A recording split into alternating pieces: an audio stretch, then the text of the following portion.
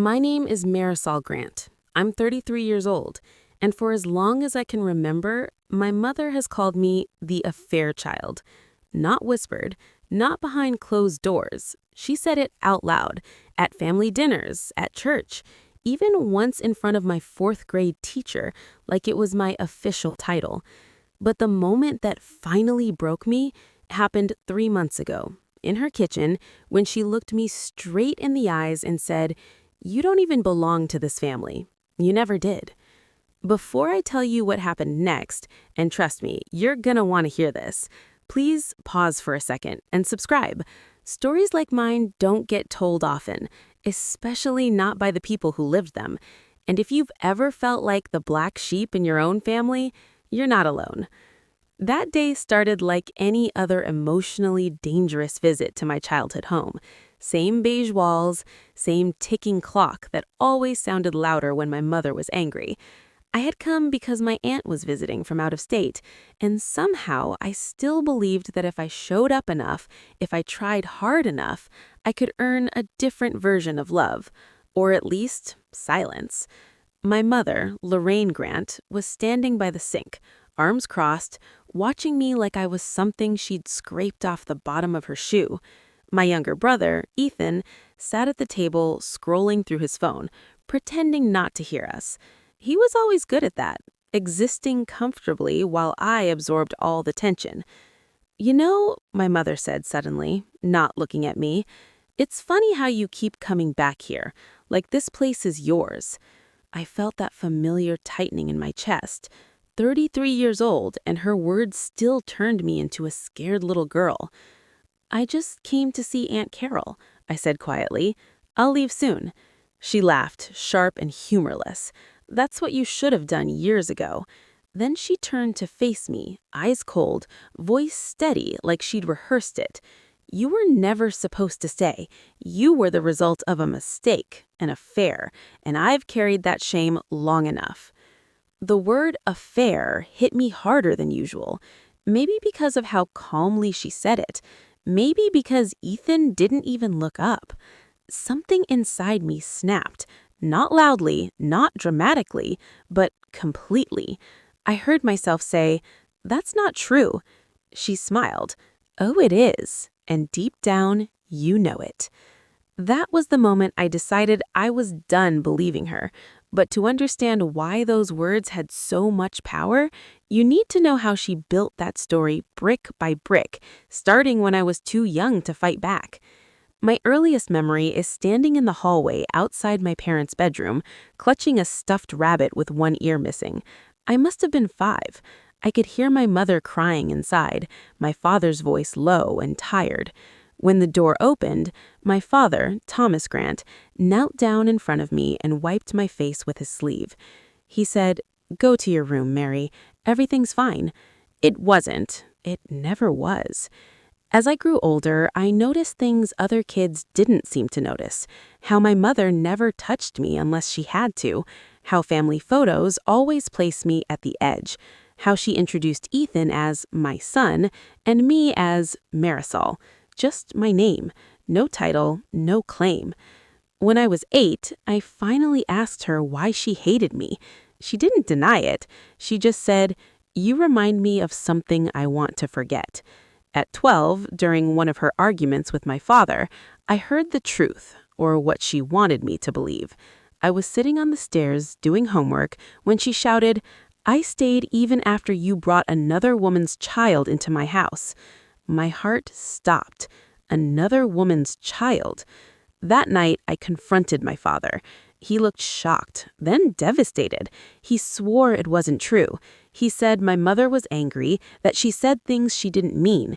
He hugged me so tight I could barely breathe. But the damage was done. From that day on, every argument, every punishment, every insult came back to the same thing. I was the living reminder of betrayal. Her words shaped how others saw me too. Some relatives treated me differently, less warmly, more cautiously, like betrayal might be contagious.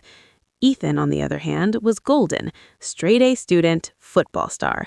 My mother bragged about him like he was proof that something good had come out of her marriage.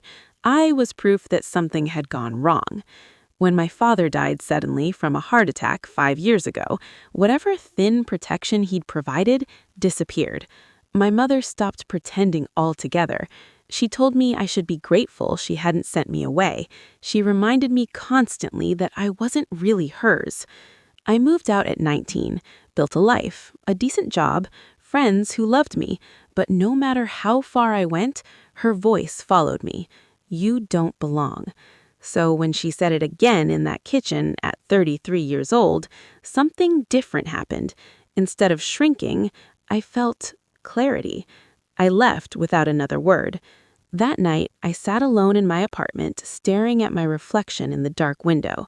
I thought about my father's eyes, about how he used to hum while cooking, about how he never treated me like anything less than his daughter. And for the first time, I asked myself a dangerous question. What if she was lying? Not exaggerating, not misremembering, lying. The thought terrified me more than believing her ever had, because if she was lying, then everything, my childhood, my pain, my identity, had been built on something false. I opened my laptop and typed 3 words into the search bar that would change my life forever. DNA paternity test. What I didn't know then was that this decision wouldn't just expose the truth about my father, it would tear my family apart and reveal a betrayal far worse than anything my mother had ever accused me of. And when the results came back, someone was going to lose everything. When my Aunt Carol's message popped up on my phone, my first thought wasn't curiosity, it was dread. The kind that sinks into your stomach and sits there, heavy and unmoving, like it's waiting for something worse to arrive. There's something about your father's will you need to know. I stared at the screen for a long time before responding. My father had been gone for 5 years. Whatever was left unsaid had already cost me enough sleep, enough tears, enough kisses of myself. But something in the way she'd written it, careful, almost apologetic, told me this wasn't just paperwork. I called her. She answered on the second ring, her voice softer than I remembered. "Marisol," she said, "I'm glad you called." "What is it?" I asked, skipping the pleasantries. "Please don't ease into it." She sighed. "I was hoping we could talk in person." My chest tightened. "Just tell me." There was a pause. Then she said, "Your father left you something your mother didn't want you to have."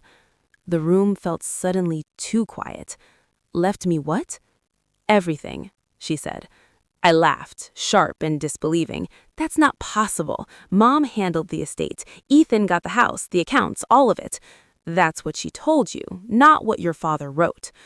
I felt that familiar wave of humiliation rise up again, the one that came every time I realized how easily my mother had rewritten reality. "Why are you telling me this now?" "Because I didn't know," she said quickly. "Not until last month. I was going through old documents for my own records. Your father asked me to keep a copy of his will, just in case." Just in case of what? "Marisol," she continued, "your father knew your mother blamed you for things that weren't your fault. He was afraid she'd punish you after he was gone." My throat burned. "So what did he do?" "He left the majority of his estate to you, not Ethan, you." I sat down hard on the couch, my legs suddenly weak. Images flashed through my mind, my mother crying over bills she claimed she couldn't pay, the house she insisted she needed to keep for Ethan's future, the way she told me there was nothing left for me because I wasn't really his. "Why didn't anyone stop her?" I whispered. Carol's voice dropped. "Because your mother filed a different will." The words felt unreal. A different? She said it was the most recent one, signed shortly before his death. It left everything to Ethan with her as executor. No one questioned it. I closed my eyes. My father had been in the hospital for weeks before he died, weak, in pain, dependent on my mother for everything. "You think she forged it," I said. "I think she manipulated him," Carol replied, carefully, or at the very least, hid the original. My hands curled into fists. The betrayal burned hotter than anything before. Not just emotional now, but calculated, strategic. She hadn't just lied about who I was, she erased me. "Why tell me now?" I asked again.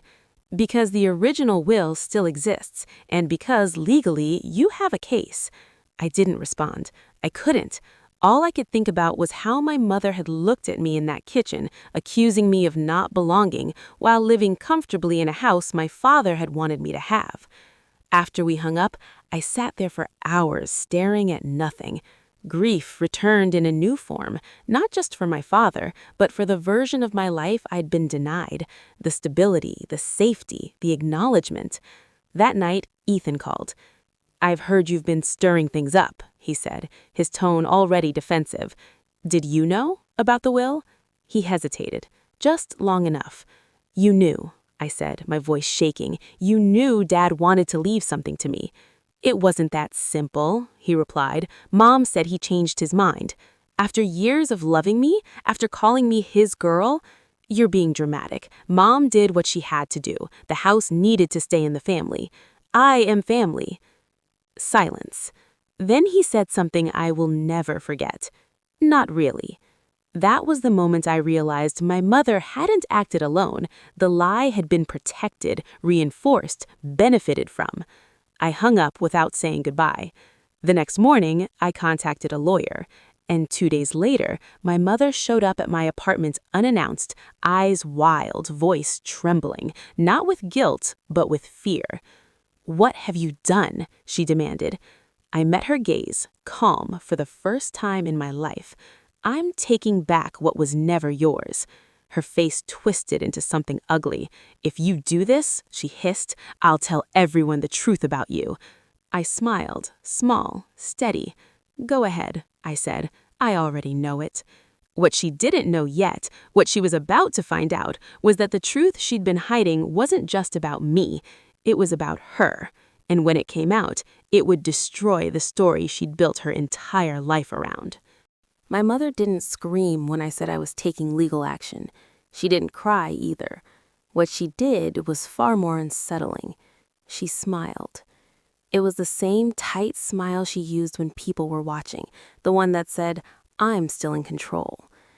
"You really think a court is going to believe you over me?" she asked, stepping into my apartment like she owned it. Her eyes swept the room, judgmental as always. "You don't even have proof." "I have the original will," I said, "and witnesses." Her smile flickered, just for a second. Then she recovered. "You've always been good at imagining things." That was her weapon. Always had been. Make me doubt my own reality, make me feel small, hysterical, ungrateful. But something had shifted in me since the DNA test, since hearing my father's truth spoken out loud. I wasn't that child anymore, standing in hallways with a broken stuffed animal, wondering what she'd done wrong just by existing. "You lied about who my father was," I said evenly. "You lied about the will. You stole from me." She scoffed. "You think you deserved it, after everything you put me through?" I laughed softly. "I was a baby." Her eyes hardened. "You were a reminder." That word again. I finally asked the question I'd been afraid of my whole life.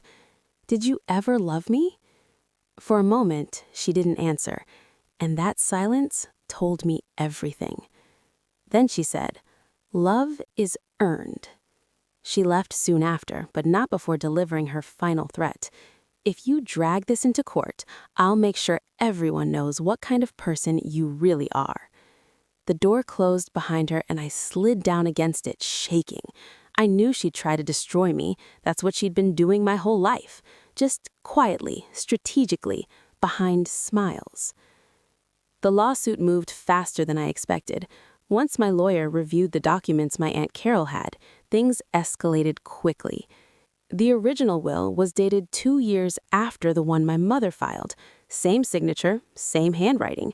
No evidence my father had ever revoked it, which meant the will my mother submitted was, at best, fraudulent. Word spread through the family like wildfire. Relatives who'd barely spoken to me in years suddenly reached out. some with apologies, some with questions, some clearly fishing for information. I learned quickly who actually cared and who just wanted to stay on the winning side. Ethan didn't call again. Instead, he posted vague messages online about entitlement and people trying to steal what isn't theirs. Friends of his commented in support. My mother liked every post. Then came the phone call that nearly broke me. It was from my mother's lawyer. He was polite, almost sympathetic. He explained that my mother was willing to settle if I dropped the case. She'd give me a small sum, enough to make it look generous, if I signed a non-disclosure agreement. She wants this handled quietly. Of course she did. What happens if I don't? I asked. There was a pause. She plans to contest your paternity. I laughed in disbelief. I have a DNA test. She is prepared to argue it was manipulated and that your father had doubts. Doubts. Even in death, she was still trying to separate me from him. I declined the offer. That night, I dreamed about my father for the first time in years. He was standing in our old backyard, smiling, holding out his hand like he used to when I was little. I woke up crying, but also calmer than I'd felt in decades. The court date was set for 6 weeks later. 2 weeks before it, something unexpected happened. My Aunt Carol came to see me in person. She looked nervous, twisting her wedding ring the way she did when she was about to say something difficult.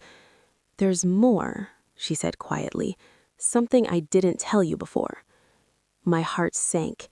"About the will?" "No," she said, "about your mother." She took a deep breath. "Lorraine wasn't just jealous of you." I waited. "She was afraid of you." I frowned. "Afraid of what?" Carol swallowed. "Because you weren't the proof of your father's affair."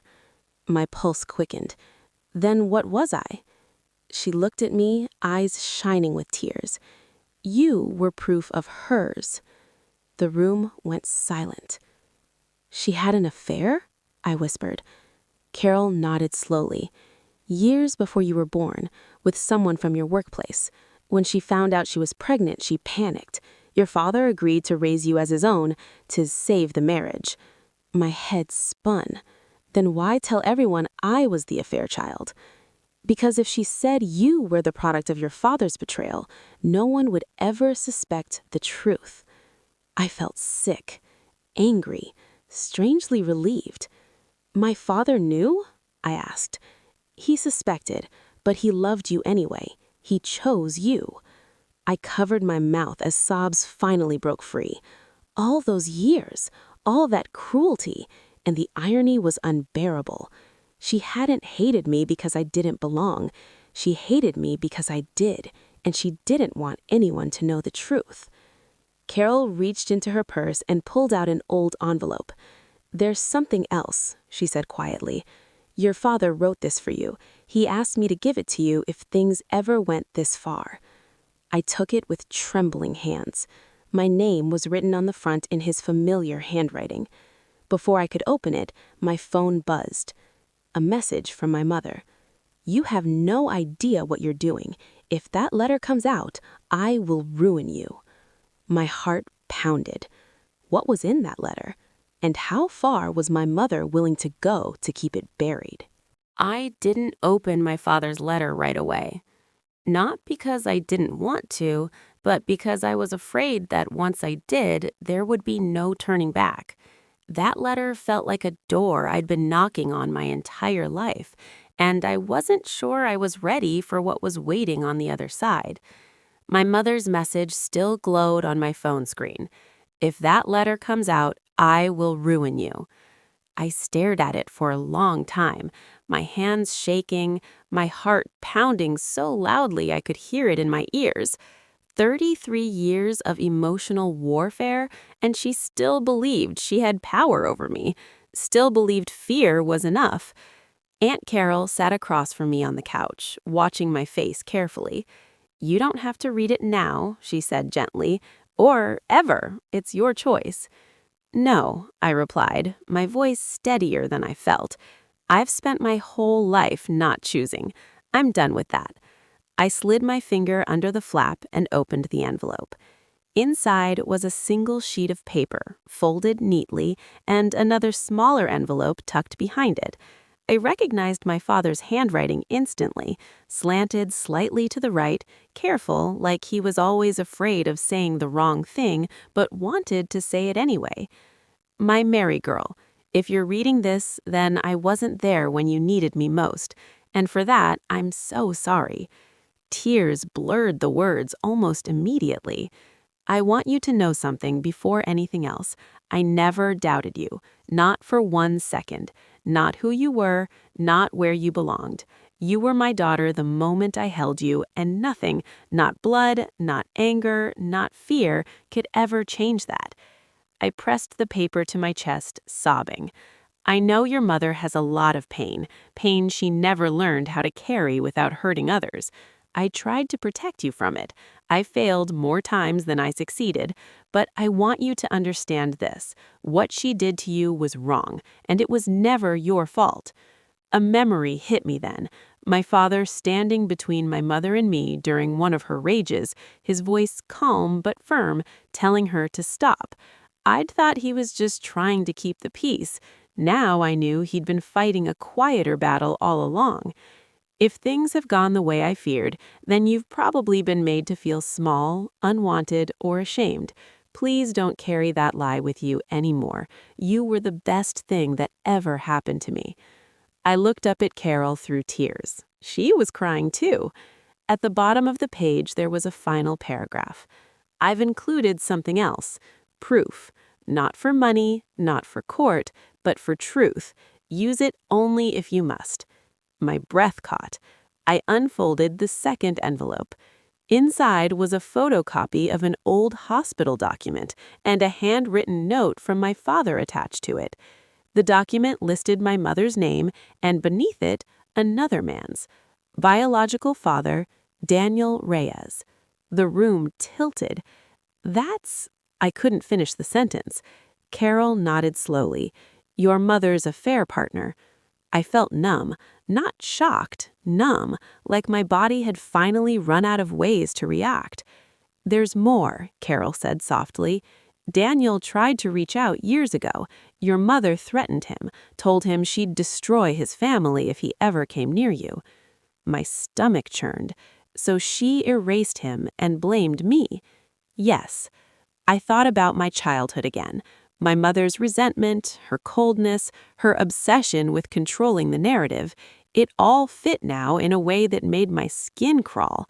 She hadn't just lied to survive, she'd lied to stay powerful.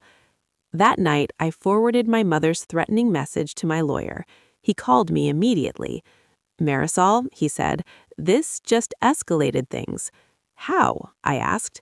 She's obstructing justice, intimidation. If that letter and document are real, and they appear to be, this isn't just a civil matter anymore. The next morning, my mother went public. She posted a long message online, carefully written, dripping with victimhood. She talked about being betrayed by an ungrateful child, about false accusations, about how she'd opened her home and heart to a child that wasn't even hers. The comments poured in, some sympathetic, some confused. Then she tagged me. My phone exploded with messages. Friends asking what was happening, relatives demanding explanations, strangers calling me a liar. I felt that old instinct rise up again, the urge to disappear.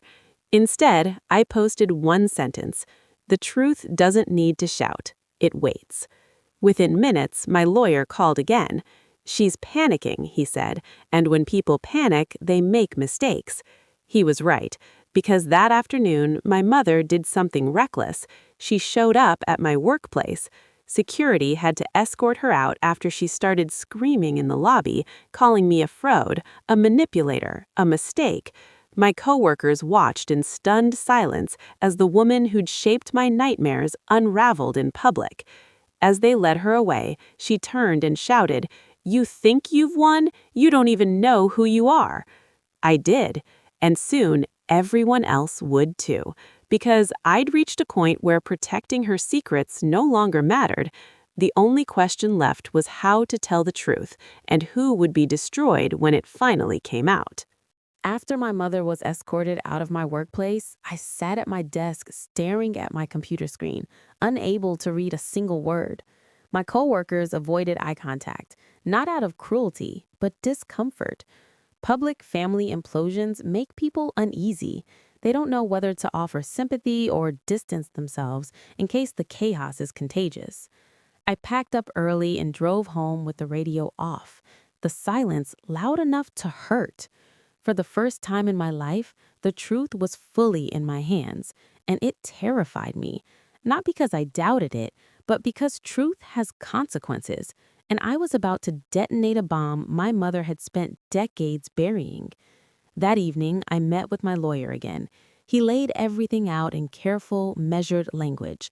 The forged will, the intimidation, the letter, the hospital document, the affair, the pattern of emotional abuse. "You have two paths," he said. "We keep this contained to the courtroom, or we let the truth exist in the open." "And if I choose the second?" I asked. He didn't sugarcoat it. "Your mother's reputation will be destroyed, possibly her freedom, and your family will fracture permanently."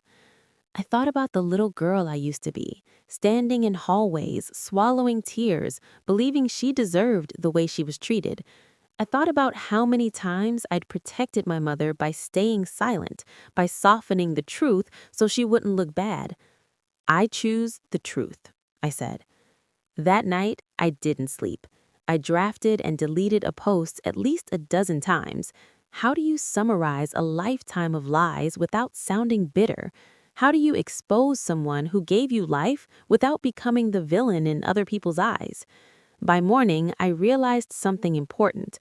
I didn't need to convince everyone. I just needed to stop lying. I posted a single thread. No insults, no dramatics, just facts. I shared the DNA results, the will, my father's letter, and finally, the hospital documents, names redacted except for my mother's. I ended it with one sentence. I was never the affair child. I was the cover story. The reaction was immediate and explosive. People who had defended my mother went silent. Others apologized publicly. A few doubled down, accusing me of airing private family matters. But the tide had turned. The narrative my mother had controlled for decades collapsed in hours. Then came the message that chilled me. It was from an unfamiliar number. "This is Daniel Reyes. I think I'm your biological father. We need to talk." I stared at the screen, my pulse racing. My lawyer advised caution. He said, "We don't know his intentions, and emotionally, this is a lot." But something in me, something steady and grounded, felt ready. We met in a quiet cafe 2 days later. Daniel Reyes was nothing I expected. Not intimidating, not dramatic, just ordinary. Nervous. His hands shook when he held his coffee. "I never stopped thinking about you," he said. "Your mother made it very clear I wasn't welcome." He told me his side, how the affair had been brief, how my mother had sworn the child wasn't his, how she later admitted the truth but threatened him in silence. He showed me old emails, voicemails, proof. He said, "I'm not asking for anything. I just wanted you to know I tried." I believed him. For the first time, I felt something close to peace, not because everything was resolved, but because nothing was hidden anymore. The court ruling came a week later. The forged will was invalidated. My mother was removed as executor, and the judge ordered a full investigation. When I left the courthouse, reporters were waiting, cameras flashing, questions flying. I said only this: the truth doesn't destroy families. Lies do. That should have been the end, but it wasn't. Because that evening, as I unlocked my apartment door, I noticed something wrong. The place had been searched, drawers open, papers scattered, my father's letter gone. And on my kitchen counter, written in a sticky note in my mother's handwriting, were 5 words that made my blood run cold. "This isn't over.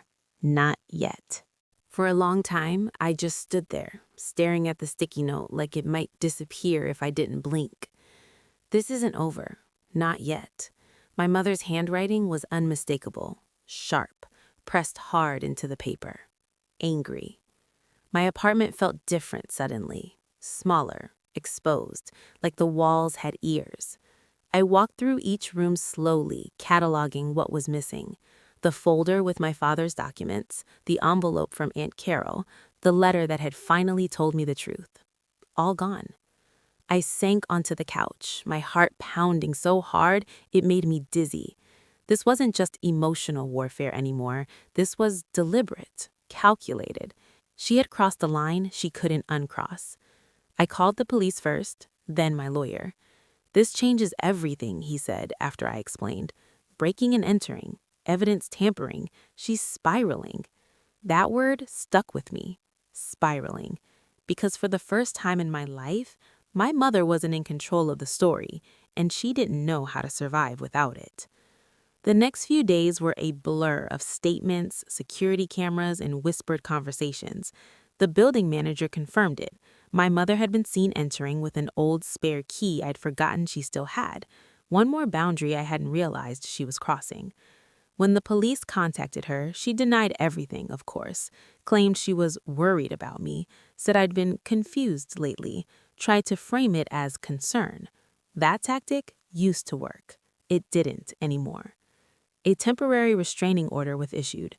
Seeing her name on that document, listed as someone I needed protection from, hit me harder than I expected. I cried, not because I felt guilty, but because I finally understood how unsafe I'd been my whole life without realizing it. Ethan called that night. His voice was tight, controlled. "You've gone too far." I said, "She broke into my home," I said calmly. "She's your mother." "And I was her child," I replied. "That didn't stop her." There was a pause. Then he said, "You could have kept this private." I almost laughed. "Private for who?" He said, "For her. For us." "No," I corrected. "For you." That was the moment he stopped pretending. "You've ruined everything," he snapped. "The family, her reputation, my future." I realized then that Ethan wasn't angry because our mother had lied. He was angry because the lie had benefited him. "I didn't ruin anything," I said quietly. "I told the truth. What you did with the lie was your choice." He hung up on me, and something inside me finally let go. The investigation moved quickly after that. My mother's version of events collapsed under scrutiny. The forged will, the intimidation, the break-in, witnesses came forward, people she'd manipulated, silenced, or dismissed over the years. Even worse for her, my father's letter resurfaced. Aunt Carol had made copies years ago. When my lawyer told me, I closed my eyes and breathed for what felt like the first time in weeks. My mother could steal paper, but she couldn't erase truth. The court hearing that followed wasn't dramatic. No shouting, no breakdowns, just facts laid out in cold, unforgiving order. When the judge read the findings, my mother didn't look at me. She looked small, not powerful, not terrifying, just a woman whose lies had finally outgrown her. She lost the house, she lost her standing, and she was ordered into mandatory counseling as part of the settlement. I wish I could say I felt victorious. What I felt was quiet. After everything was over, I drove to the cemetery where my father was buried. I brought the letter with me, the copy this time, and read it aloud under the open sky. I thanked him for choosing me, for loving me without conditions, for trying to protect me the only way he knew how. "I'm okay now," I whispered. "You don't have to worry anymore." When I stood to leave, my phone buzzed. A message from my mother. No threats this time, no accusations, just 6 words. "I don't know who I am without this." I stared at the screen, feeling a strange mix of sadness and relief, because for the first time, her confusion was no longer my responsibility. And what I didn't realize yet, what I was about to learn, is that healing doesn't come from confronting the past. It comes from choosing what you carry forward. I didn't reply to my mother's message, not because I didn't feel anything, but because for the first time in my life, I understood that responding was optional. That realization felt strange at first, like stepping into a room I didn't know I was allowed to enter. I don't know who I am without this. For years, her identity had been built on blame, on control, on casting herself as the wounded wife and me as the living evidence of betrayal. Without that story, she was empty. And as painful as it was to acknowledge, filling that emptiness was no longer my job. The weeks that followed were quiet in a way I wasn't used to. No angry calls, no surprise visits, no subtle jabs disguised as concern. Silence stretched out in front of me, and instead of fear, it brought relief. I started therapy, not because I was broken, but because I was finally safe enough to unpack everything I'd been carrying.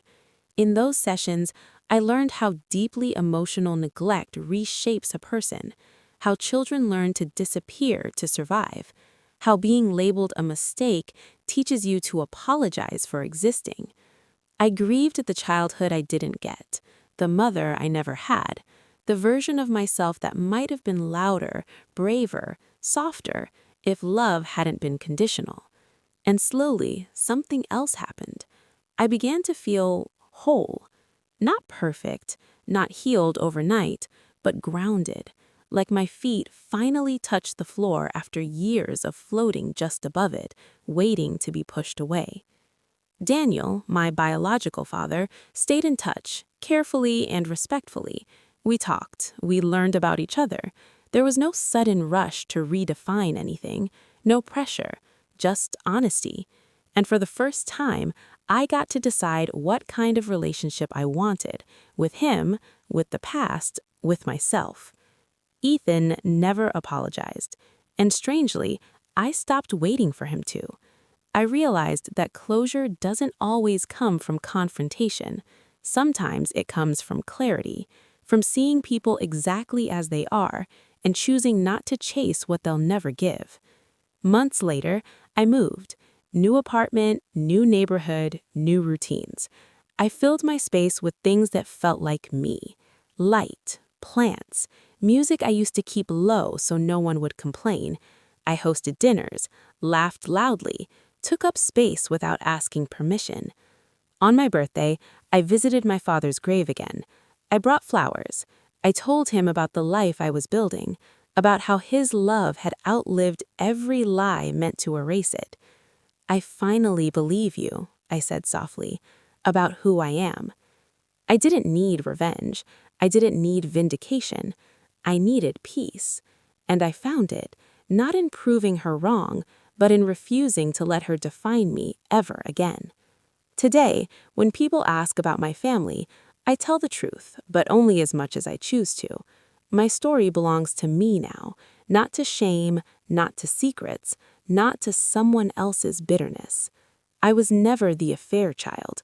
I was the truth they tried to bury.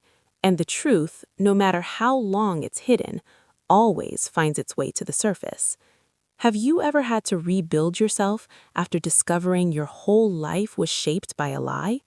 If this story resonated with you, share your experience in the comments. You're not alone.